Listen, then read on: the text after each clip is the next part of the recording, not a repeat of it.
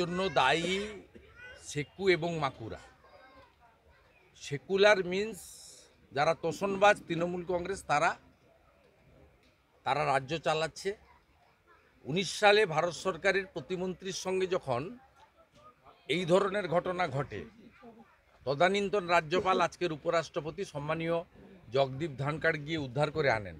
সেদিন যদি মমতা বন্দ্যোপাধ্যায় তাকে সংবিধান প্রদত্ত যে ক্ষমতা দেওয়া হয়েছে, সেদিন যদি তিনি কড়া হাতে দমন করতেন বিজেপি না ভেবে, তাহলে আজকে এই দৃশ্য উনার মন্ত্রীকে দেখতে হতো না। আর দ্বিতীয়ত, যখন 2023 সালে নদিয়া জেলার ওই নিষ্পাপ ছাত্রটিকে র্যাগিং করে মেরে দেওয়া হয়, যুব মোর্চার প্রতিবাদ কর্মসূচিতে আমি গেছিলাম। আমাকে আক্রমণ যারা করেছিল, আমরা নাকি হিন্দু মৌলবাদ সাম্প্রদায়িক দল করি, মোদিজির নাম ধরে আমার উপর আক্রমণ করা হয়েছিল সরাসরি গাড়িতে, এবং বুক ফুলিয়ে বলা হয়েছিল আমরা মাওবাদী। তাদেরকে পুলিশ গ্রেপ্তার করেছিল স্পট থেকে। সেই 3 জনকে মমতা বন্দ্যোপাধ্যায়ের ফোনে রাত্রিবেলা ছেড়ে দেওয়া হয়। এদের কাজ হচ্ছে নো ভোট টু মোদিজি, নো ভোট টু বিজেপি করে। এরা তৃণমূলেরই বি টিম। তাই সেকু মাকুরা আন্তর্জাতিক খ্যাতিসম্পন্ন একটি স্বনামধন্য ইউনিভার্সিটিকে ধ্বংসের দিকে নিয়ে গেছে। জাতীয় পতাকা ওঠে না, জাতীয় সঙ্গীত গাওয়া যায় না,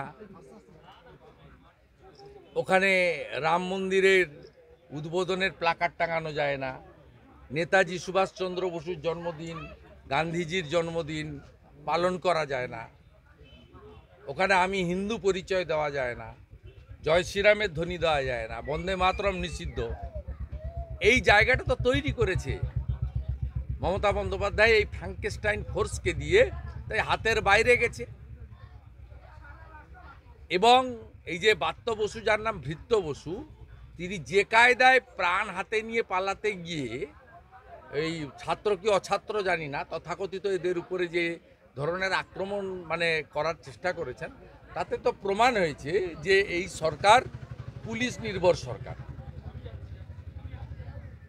তাই এই সমস্যার সমাধান হতে পারে একমাত্র যদি সরকার তার সংবিধান প্রদত্ত দায়িত্ব পালন করে তথাকথিত সেকু এবং মাকু টুকড়ে টুকড়ে গ্যাং, এ আজাদি ঝুটা হ্যায়, কাশ্মীর মাঙ্গে আজাদি, এই লোকেদেরকে ডান্ডা দিয়ে শেষ করতে পারে।